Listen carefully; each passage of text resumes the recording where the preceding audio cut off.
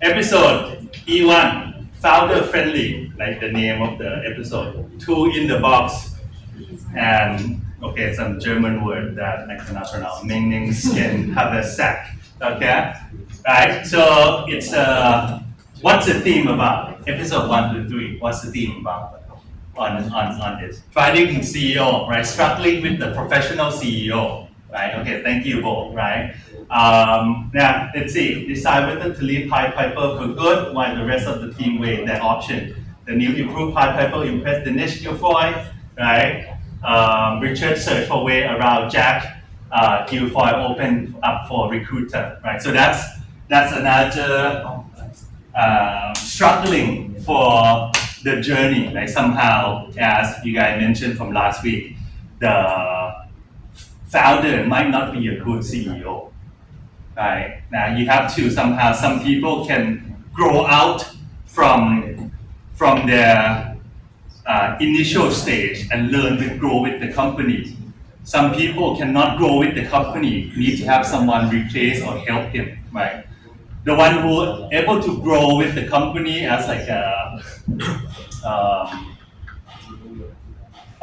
Thai example. Thai example is Kun May after you, right? They're able to grow from the first branch in Thong Lo, Thong Lo 13 branch, no, not Thong Lo 13, J Avenue branch, but now have many branches with after you. She's still holding as an after you, right? Some people might need some professional to step in, right? For Thai company, let me think.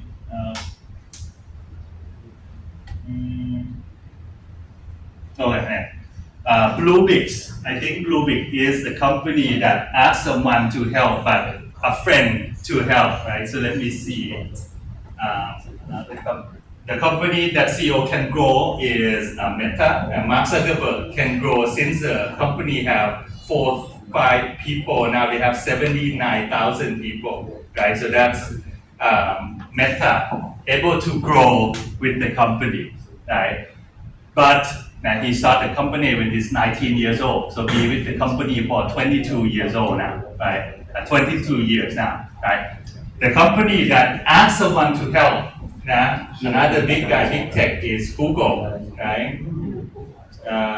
When Google start by 2 founders, Sergey Brin and Larry Page, right? But in the beginning, these 2 guys is technical guys, do not know how to run, so they asked Eric Schmidt, right?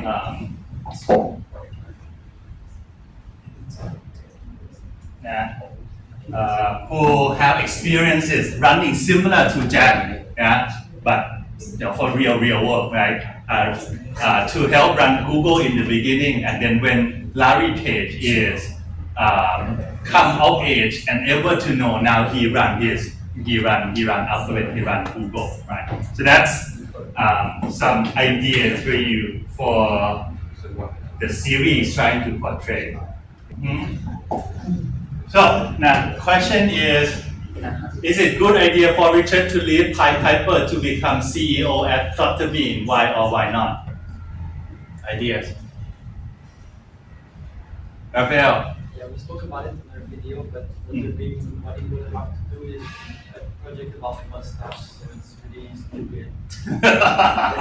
it's not motivating for him, especially since it's not a personal project. Like he built Pied Piper and it's his own little baby, and he goes there to do something stupid that is not interesting to him. So I don't think for him and also for the team at Pied Piper that doesn't have the entire algorithm, he should go there. Okay, good. Right.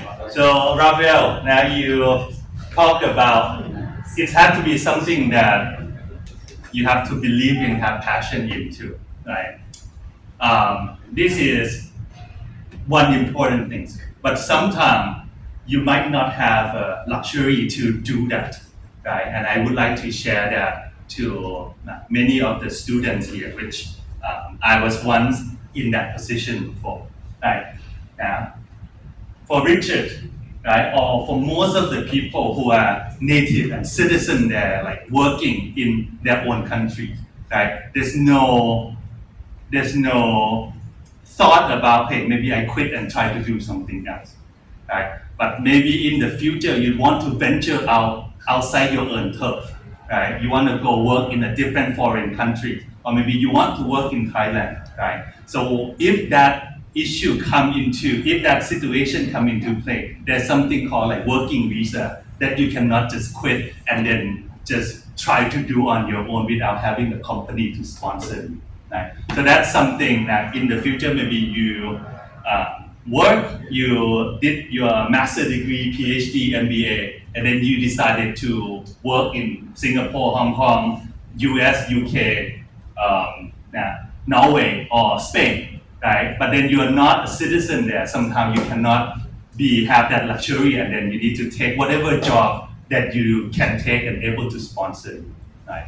I think I mentioned to you before that one time my company was trying to find mobile developer, and then a person from Egypt want to work for me.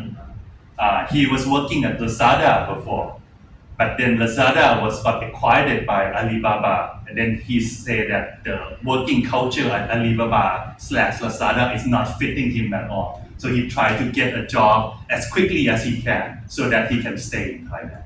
Right? But that's another nuance point, detail point, but good. So if you work and it's stupid, you're not believing it, better not to do, even though it's similar role, similar work. Right?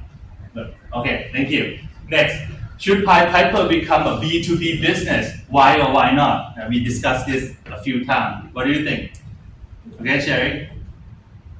Personally, I feel like they shouldn't become a B2B. Not be a B2B. Yeah, because I feel like it defies the whole purpose of them in the start, because they want it to be a system where everybody can access. But by being a B2B, that means they are concealing their technology only to the partner that they make contract with. Just the customer. Similar to Raphael, right? So this part is, even though maybe B2B might same choice, correct, right? Maybe same choice, make money, make business right away. So it depends on the risk appetite of the founder, how soon, how big they want to create the revenue, right? So good. But if the heart is not into it, it's very, very tough. It's very, very tough to push anything when your heart go against it, right? Let me ask you, have you ever had to go against your heart on doing things, right? I read you or skim through your business model I haven't seen anyone write about this part yet. I don't want to do it, but I have to swallow it and keep doing it and chucking it along, even though it's so painful. Does anyone have experience doing that? Don't tell me it's your homework, Professor. Doing your homework is yes, anyone? Okay, I see. Madeline, yes. I don't know, maybe more if I can make it more personal rather than school-wise, physically. I really like to train, and I like to feel like I die every time I go train. Wait, say again. Like tomorrow, like Tom Cruise movie that they die and respawn back to the same place. I like to feel like I can't breathe and I'm about to vomit every time I go to the gym. And I feel absolute pain for an hour a day, but then after that, it's I feel good. And I know that every time I do that and show for myself, I get stronger and stronger for every time. I see. Yeah. Okay, that's a good mini version of painful, but you will feel good after, right? I mean, it's connected to that as well, but in long term, when I was a kid, since I was 9, I did gymnastics. And gymnastics required to be, even though I'm very energetic and I love to talk, I have to be very quiet, because if I lose focus for a second in the air, it means bluff, and that means dead. Right. So the pain that I went through to learn that lesson, it's worth it, because I'm 32 and I still can do backflips. So. Right now you see. But it was very painful in the beginning. I see. Good, right? Yeah, so the one that you have to put your efforts and put the time into it, right? It's something to show and to be proud of. It's you cannot buy anything, even though you have so much money, but you cannot buy a way to acquire a new language, You cannot buy a way to learn, like to get the musical instrument skill, right? Arnold. No, for me, it's just like school Mm. overall. Like, Overall, I've never liked it, but almost there, Arnold, almost there. I know I gotta do it, so I guess I got to end up with my Bachelor, bachelor. I'm gonna I see. stop Okay. studying because I actually like enjoy being Yeah, outside. outside and Mhm. just doing stuff, not Mhm. just like kind of here learning, you know. Understand. Almost there. Almost there. Yeah, almost there. Almost there. Just 1 year. Be over. Now for me, I have a few points, and one of the things that I have to do and swallow it, and on the brink of having a depression is doing a PhD. Right? I never thought I would do PhD, and at my school in bachelor degree, like they don't really like recognize PhD so much. They recognize like entrepreneurship, like startup, right? And then when I was come back and then put to the position at the university, I required to do PhD. And it's like a very bitter medicine for me to like swallow through. Right? I try doing everything I can, but not to do PhD. Right? And why do I have to do that? I mentioned I got a scholarship from the Thai government, and then they sponsor me for a very expensive education in the US. Like totally, I even go to the government to ask how much did they spend on me. So it's $250,000, like almost like 10 million baht, 10 million Thai bahts. Back then, 20 years ago, when $1 equal 40 baht, right? So either I can pay back and do whatever I can do, right? Or my dad, who is the collateral who signed the signature, have to pay. And it's not $250,000. It multiplied by 3. Like 750,000 owed to the government. Like so almost $1 million. So I have to like, okay, shut up, Vicky. Yeah, you choose here, you have to pay your debt, right? You choose to go to the US with the US government. And by being at the university, everything is good, everything is fine, like teaching, doing new things, but only things that I hate to do is like maybe similar to Arno, have to like go and then study and then like do like write paper and things like that. I just not my heart is on that, right? But that's why it's called Doctor of Philosophy, and I on the brink of having a depression every day. Go to bed around 10 and then like wake up at 2 a.m. and then like the shock and then feel like I have fully rest, but I don't really rest at all. But it's like you cannot finish your homework, but it's like continuously for many, many years and many months, right? So it's a very horrible situation. And then I understand why people are having a depression. Some of them found themselves in the situation that they cannot escape. For example, you don't really like your relative, or you don't really agree with the principle of your sibling, but then you cannot break away with your sibling or parents. Right? That can be like one thing that causes a depression. Or you have to face with the supervisor or your boss that you cannot quit because you already have a mortgage. You already have to pay for your medical expense for your parent, and then you cannot quit. But every day you go see someone you hate, and then day in and day out. That can deteriorate your mind and make it as like a depression, right? So that's an indirect way to share, add on top of like the B2B business that he doesn't want to do, and then they have to like somehow chugging along to survive in the business. Yeah. Okay, should Pied Piper become a platform as Richard suggests? Why or why not? Taro, what do your group say on this? We said it can be a good idea in the future, but as of right now, they have problems with the scaling and hardware, so yeah, it's not ideal right now. And it's ideal right now. Good, right? Sometimes you want it, but maybe you have to be in the future. You have to hold it. You have to wait it and for a future, right? And that's patient. And that's some skill, long-term thinking strategy that I also have to still learning, but sharing it to you that maybe you cannot have it now, instantaneously, right? Good, I like that. Should the team at Pied Piper undertake skunk work project? Why or why not? Skunk work project. Go. I don't think so. Mm. Because I'm not sure if it's illegal or not. Mm. They're doing it in secret, so it's probably not good. If they want to do it, they should discuss it out so that everyone. But they will not let their Jack will not let focus on your B2B in the box business. I still don't think they should do this. Okay, and Jose, you don't think anyone else disagree, thinks differently for skunk work project? You say disagree? Yeah. What do you think, Dido? They're still in the same house, you know, they still have a user as an established product, right?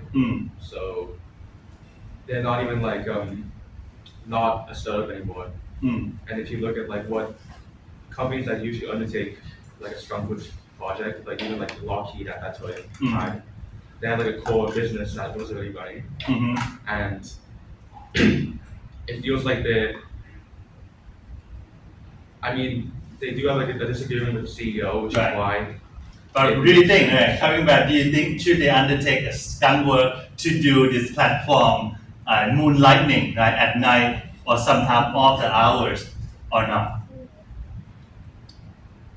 I would, if it wasn't for Pied Piper, I would say no usually, because you shouldn't divest out of your core features when you're still building them.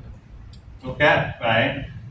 So agree with Bo that you should not divest, right? But now you have to think, right up to this point, Pied Piper is not owned by Richard entirely or just the team anymore. It's Rebecca is owning it, Jack probably have some equity owning it, right? So now the ownership and the control is being given up somewhat.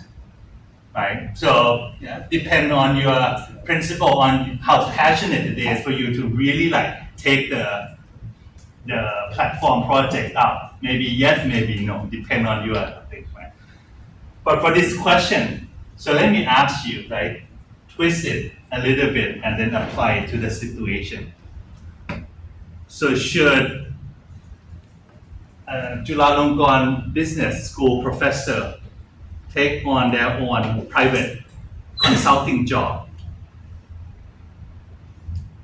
right? Rather than just be here at CBS all the time and do research and giving advice to students or teaching it, and then every day come in to CBS. Should Ajahn have their own skunk work as what Ajahn passionate about, whatever it is? What do you think? All right.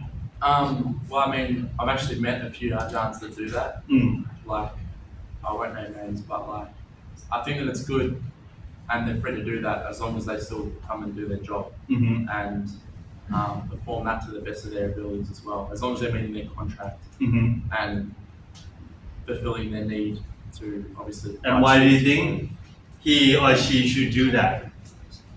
Well, I think financial benefit. Self-actualization, and I feel like by doing that, a lot of Ajahns like yourself might prefer to work in their own company full time, do their own thing. So I think that if say you went and did that out of hours and still came here and taught us, we'd still get that value without you losing you entirely. So it's like you said before, it's like the best of both worlds, right? Right. But you can see how older Ajahn who didn't do that will be upset and mad and do not want any Ajahn to do anything outside the work, right? Madeline. Yeah, adding to that, in my university in Spain, they require the professors to be multitasking because they want the professors to be as effective within the current markets that they're teaching us right now is as recent and as relevant as possible. So they encourage this. I it. see. Interesting. Yeah, tell you the situation with Chulalongkorn. One time I was actually winning the AIS project. I think I showed it to you with AIS, right? The next day, the head of the department called me. Gavin, what are you doing on Bangkok Business newspaper? Right, you like a full-time professor. How can you be like a managing director of this startup? Right? Oh, actually, they have some position wrong. I'm just like a chief advisor or something, right? To tell to another. They say like, as long as you are not in the management role, just tweaking the word of the position, then it's okay with the university, right? But to share with you, somehow I have to navigate it, and I think skunk word moonlighting. So what's full time now, right? What is nowadays full time, right? It's hard to tell now what's full time. You want Mr. Beast on doing YouTube? He's like super obsessed, right? That's like full time. But full time for Thai company, civil service, private company or professor, it's like very hard level of what is the separation line of full time. Right? So that's something to negotiate and share about too. Sherry? And then for like, if for in your case, if you're working like as a full-time adjunct for like Chulalongkorn University, then doesn't mean like whatever side work you do will also go into. Yeah, we talk about that, right? We talk about is Richard using Huli computer belong to Huli property, right? That's private company, right? And then we talk about the nuance when you sign the contract. In July contract, there's no such thing as like or anything like super rigid that you do everything is belong to the university, right? And even my laptop right now, I bought it myself, right? It's like the July University laptop, it's a bit old, and then I need to wait 5 years to buy a new laptop, right? Yeah, so have some minor details different than Richard and Uli case, right? But good question. Yeah. All right, now so that's Silicon Valley's key term. I think all of this are clear. We talk about ecosystem, like product, service, B2B, B2C.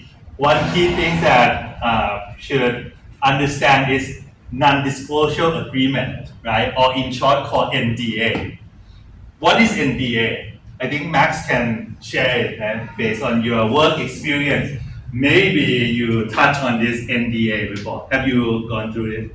Many days. Many days. Uh-huh. So NDA is by its name is non-disclosure agreement. It's an agreement between two parties, data provider and data recipient. So data recipient will agree not to disclose the data of one providing the data to them. It's basically that. Okay. Yes.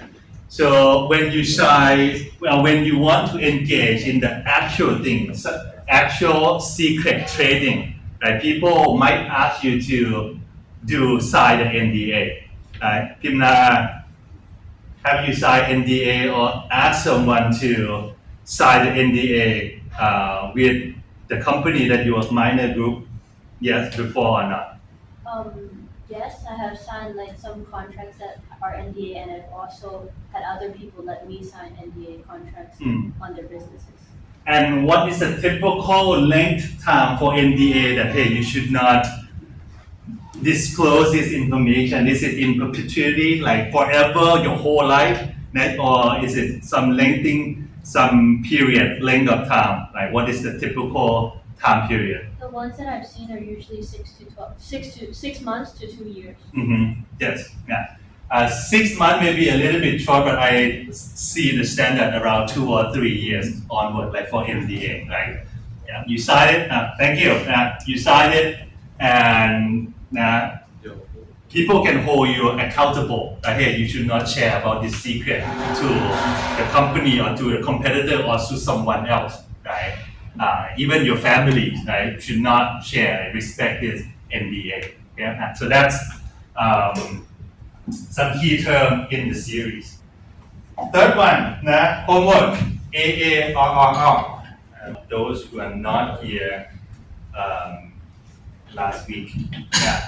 So we talked about like a framework of what to prioritize, right? AARRR, right? So you start with first A, acquisition, right? how do user knows about you, right? And these are two ways to think about it. The first way is you look into the established company and what do they actually do for each step, right? That's one angle. And another angle is for your new business, for new project, which you have nothing to show. Like what are action that you want to put in place once you start from acquisition, and then you find a way to make people know about you. Right? In the beginning, Mr. Beast have a few hundred users, right? He's very happy that he have 2,000 users, but he still try to crack the way for acquisition. What are the good YouTube content to have people subscribe? But once people subscribe, then it's automatic because YouTube will push the content on that channel to you, right? But yeah, that's acquisition. How would people know about you? Don't do anything else if you haven't thought through and cracked the code of how do you get user consistently. That's the first A, acquisition. Second A bit challenging to think about, activation, right? Activation is when the user know about you, what is the point that you decide user understand me, right? Wedding planning, island hopping, right? Unifier, like what are the moment that you say with confidence that the user understand what service or product we are offering. Right? That's activation. You have to define it within your team. Right? Once you get that working, people come activated, then you go for retention. Right? How do you make people come back to use your product and service again? Yeah. With the noise and all the fast activity in the world, everyone try to grab the attention of other people. Right? It's a currency now. Right? The currency is your 24 hours, not even 24 hours. You have 8 hours of sleep, you have 16. Maybe your free time of like 3-4 hours. Every big platform try to get your attention, whether it's TV, radio, TikTok, Line, YouTube, right? With a new service coming, how do you get their attention to come back and think about you? Okay, actually we will talk about retention today with hook model. Right? How do other big companies do, right, retention? You figure out retention, how do you optimize referral? Have your friend tell about you, have people be your speakerphone, microphone, right? And lastly, how do you expand the revenue up? Yeah. That's AARRR. Quickly recap for those students who are not here last week. So let's hear from your team as student plus the student.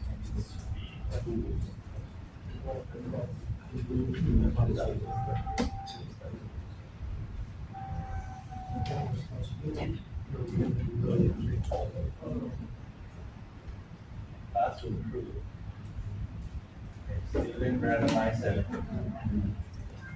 Okay, Raphael. Raphael, group. Who is submitting for your R model? Elena. Ellie.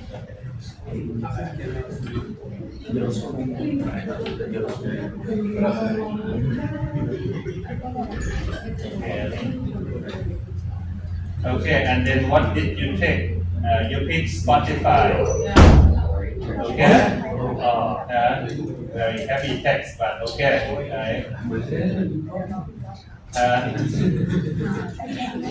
Alright, maybe you help me. Someone come and share. What is Spotify? Right? How do Spotify do acquisition? Well, I think Spotify is a very good model of what a successful freemium acquisition looks like. Starting off by attracting users and having this like free model that you can listen, and then you discover what the benefits are after that with having premium. No, but right now you are doing activation now, right? First, how do you like understand? Let me do the quickly class attendance check. Pimna, okay, you are here. Okay, thank you, thank you, thank you, thank you. With winner here. Yeah. Okay, first acquisition, right? What you say is like freemium doing a good part, but that was already they know about the freemium, they know about Spotify. So what acquisition that you see Spotify do? Raphael? Acquisition. Yes. There's many ways, as we said, inside. Social media through target online, recommendation from friends, free version, big role. Yeah, it would be nice if you research and capture what Spotify have done in the past, and then it's easier for us to see.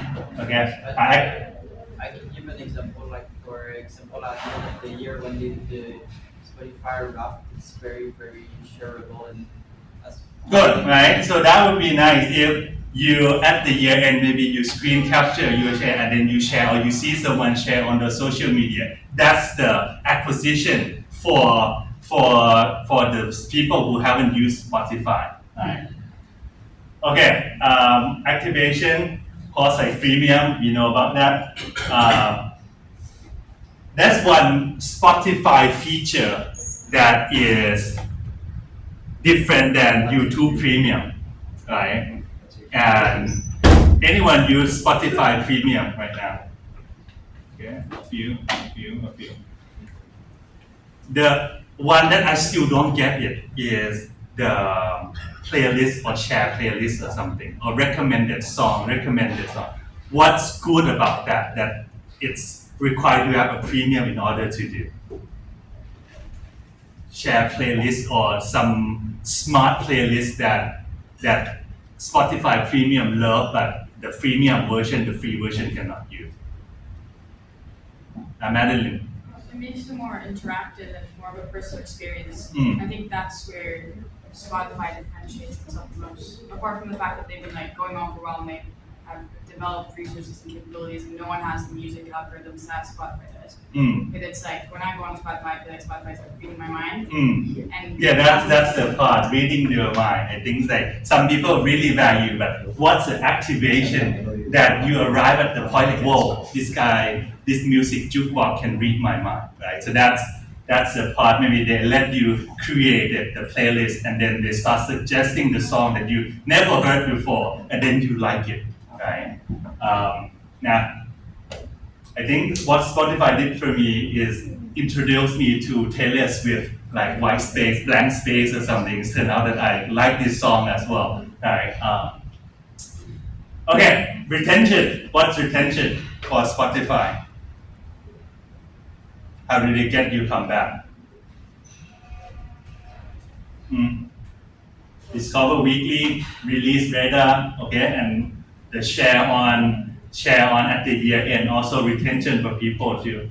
Referral, word of mouth. I think that at one point have a share, and then you can get free monthly or 2-3 months when Spotify just new, but now as it dominated or become giant, then they don't need to have this referral, which is burning their money as well. Yes.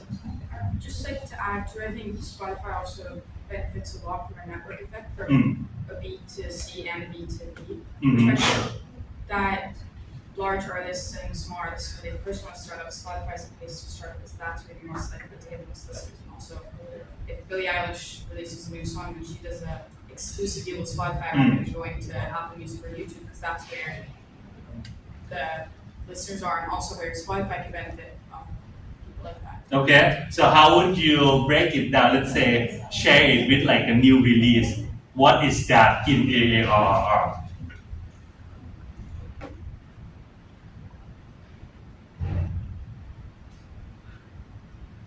What do you think? Yeah, you partner with Spotify and then share. I think that could be like acquisition for the new audience, new listener for your song, for your album as well. Okay, right. Okay, this one maybe later you can present it in the next quarter. Let me hear one more team. Right.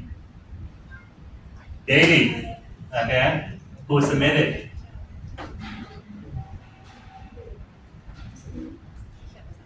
Lila, Lana, Leah, almost there, by the end of the class. Leah, which team member submitted for your Hania?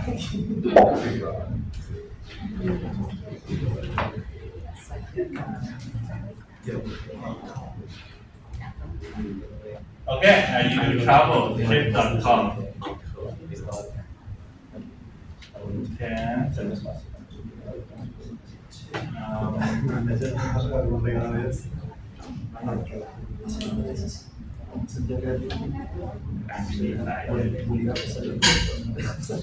You know, like this word, I'm not impressed yet, but okay, let's go through. You said Google Doc, so you attach the full version That's a Google Doc. in the PDF, it's just the presentation version. I want to see like more. This one is too dry. You know, this is too dry.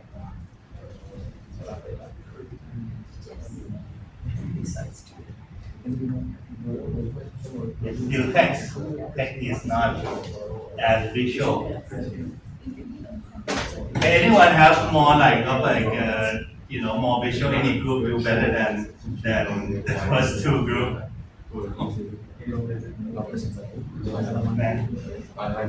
I give you guys example for this one. I'm not impressed with the word.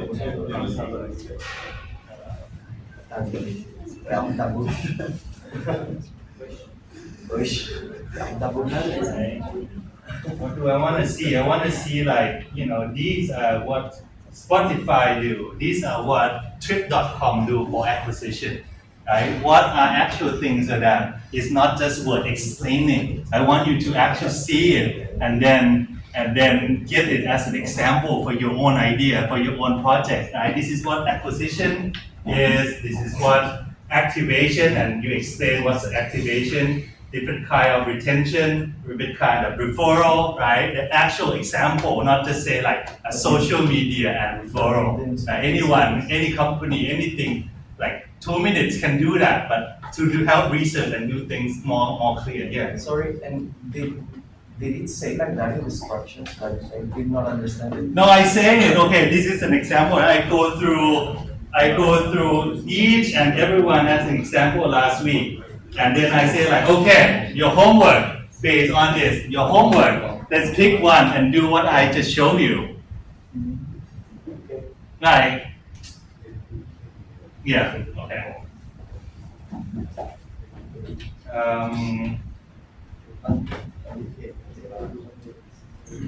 Let's hear from Trip.com group. Right, yeah. Right, Trip.com. Right, quite a big travel portal for us right now, right? What do you see?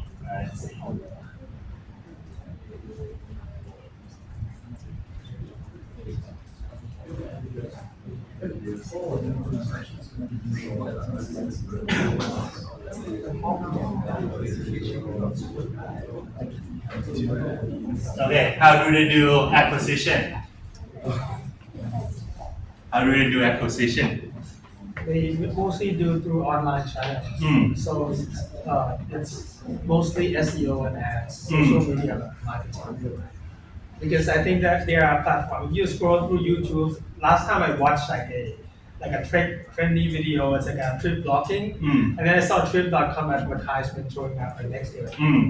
So okay, so that's online. Any offline that they do? Airport. At the airport, right? Yeah, at least show some airport photos, right? Airport at Suvarnabhumi Airport, or Even when you walking to the airplane and then on the side there used to be K-Bank or ACB, now it's trip.com, like advertisement, right?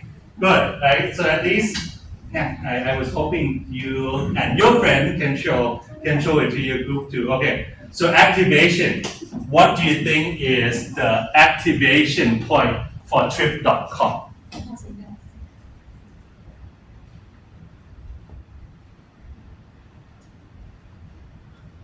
So I think it's the bar on the website where you can search for flight or interact with the platform or booking.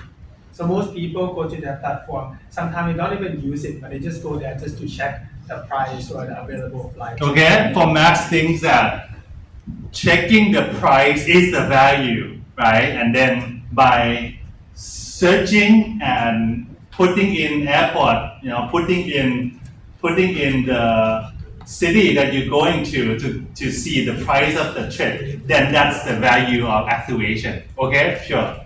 What else, right? What else? There can be a different level of activation. Leah, yes, the same group, yes? Yeah. Okay. There's another part about the user review that the user can put on review of the accommodation or the ticket, and there's a qualified user to make it more trustworthy. Okay, from Leah, from putting a user review, and I argue that is a long way from the starting of searching until you book it and then putting it review. I argue that it's not the activation. It's too far ahead into the funnel, right? Maybe optimize it later, but not for activation, knowing about trip.com. What could be a good one in addition to just searching for the price? Bailey. For me, it would be the next step, which is actually like successfully booking something. Getting your successfully booking what you want, and Successfully booking, like completely pay and then I finish, or what's the step in the successfully booking for you? for me, it's like finding what you want and then putting it in the cart or Yes, getting to and then that. pay. Yeah. And once you pay, your credit card deducted, and then you say this is success, this is activation. Can be, but I argue that it might not be, right? Even though it might not be, because let's say trip.com, imagine it's like very new, not so trustworthy. Maybe you pay and then you go to the check-in, it's like no airplane ticket for you.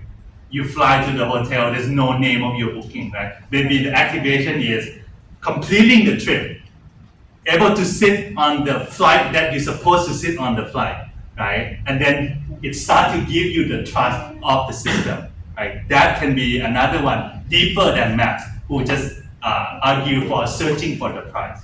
Do you understand? There are different activation layers here. Okay, good.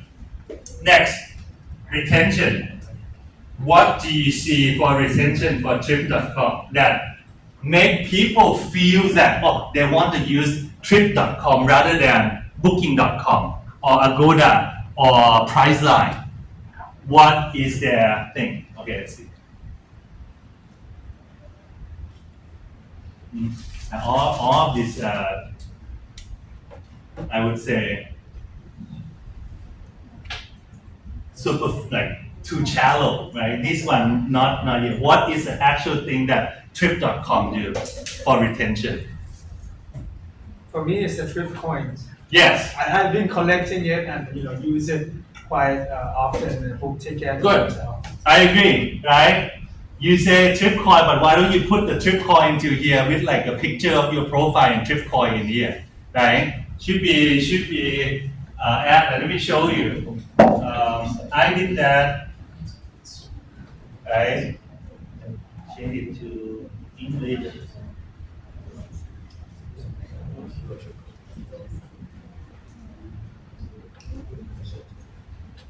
Right? Yeah, my booking, I have 240 baht.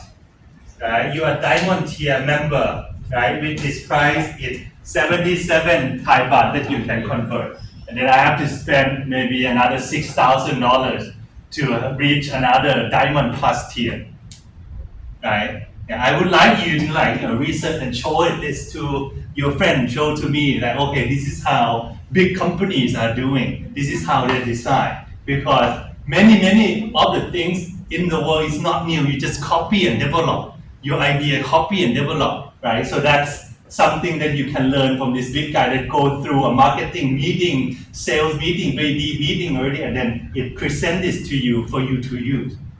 Okay, now this one caused me to come back to use it, right? So that's one of the retention, right? Or let's see.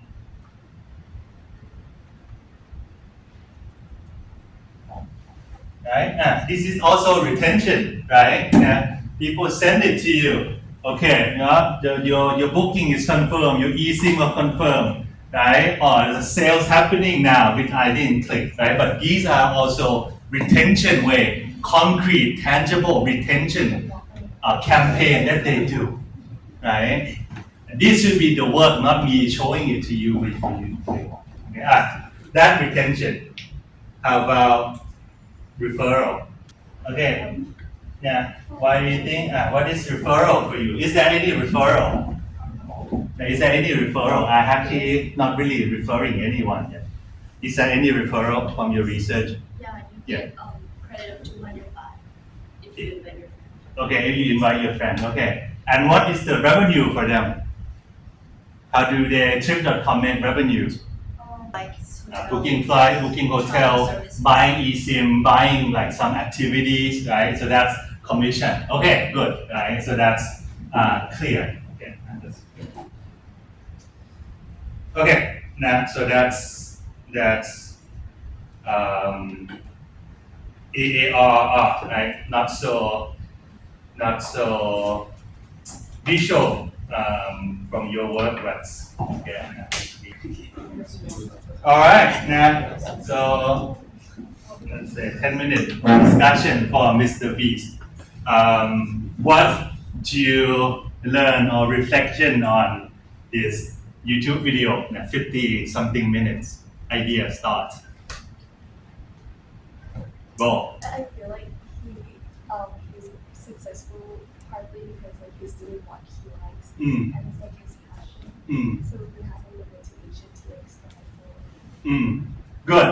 Yeah, I would say for him doing a YouTube is a way to hang out with friends, right? Never thought about making money for quite some time, just doing it, right? But then when he realized that, oh, he actually can make money, he's like obsessed with it and try to find a way to get subscribers, get people to watch his video, right? Okay, good. What else? Before I dive into like a small detail of his tidbits that he shared in this 15-minute video. Max. I think he's put the blitz scaling effect into building a YouTube channel. So he reinvests a lot of money and that compounds a lot. You share again what blitz scaling here, we didn't cover it, but some startup term, and maybe you can share what do you mean by blitz scaling? Basically, put growth as the number one priority. And everything else, making money, everything come after. We invest everything into getting more users, subscribers in this case. Then later he monetize it by creating separate companies, chocolate, and then get money. Okay, the example of tough for him, but when he was offered to get a big pay, $5,000 from a sponsor, what did he do?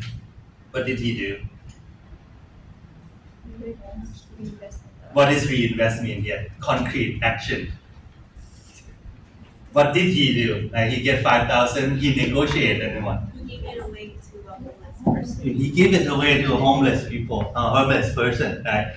He get 5,000, he negotiated to get $10,000, and he didn't put it in his own pocket. But he's like, with this